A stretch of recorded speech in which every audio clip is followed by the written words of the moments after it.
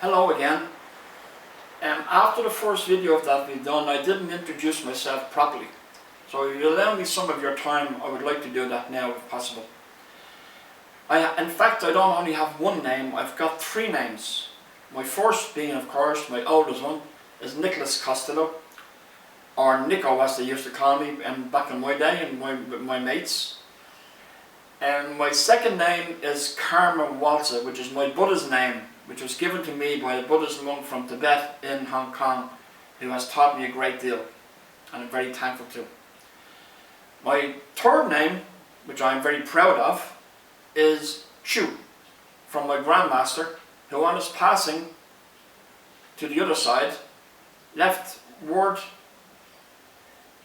for me to be adopted into his family, and also left me some certification to carry out the work that I needed to do, which is why I'm doing these videos. So there are my three names: Nicholas Costello, Karma Waltza, and Nicky Chu. I come from an area in Dublin, Ireland, by the name of the Liberties.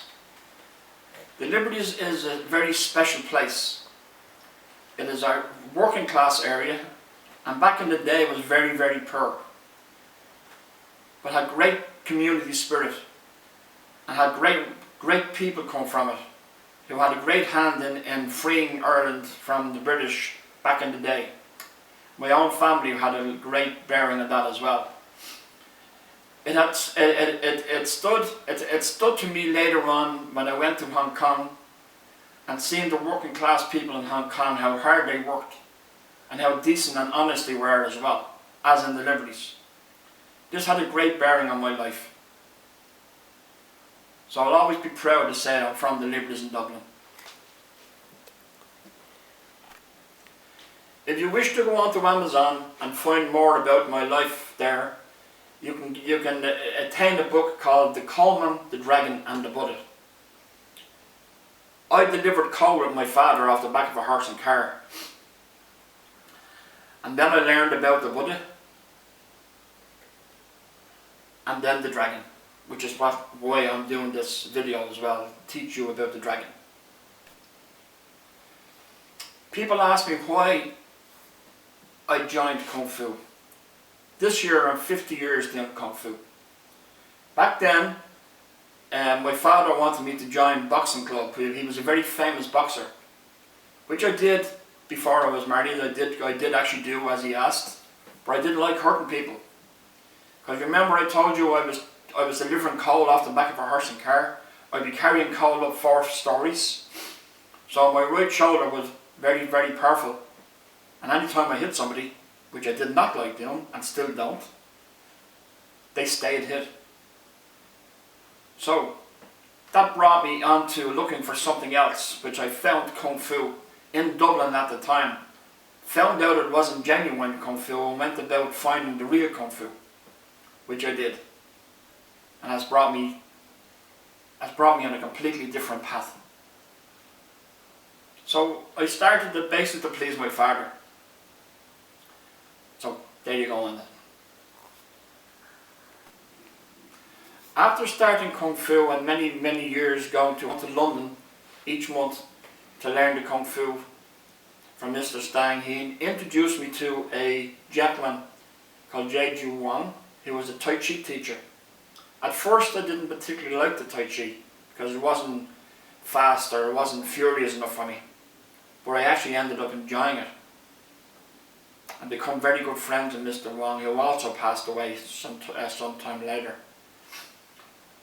Now Mr. Stang decided not to teach anymore. He then made arrangements for me to go and visit my grandmaster in Hong Kong. And from there, my whole journey completely changed.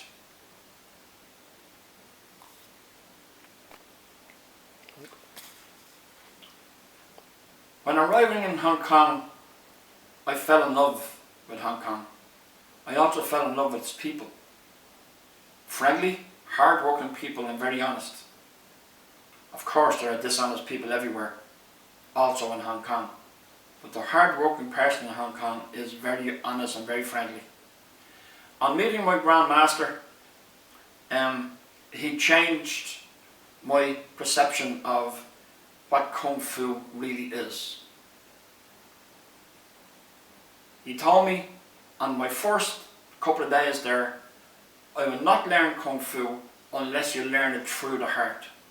He was to elaborate on this many times on that first meeting. At this point I would like to thank his daughter Teresa, who was the most beautiful person you ever come across in your life. Gentle soul, and I love her dearly.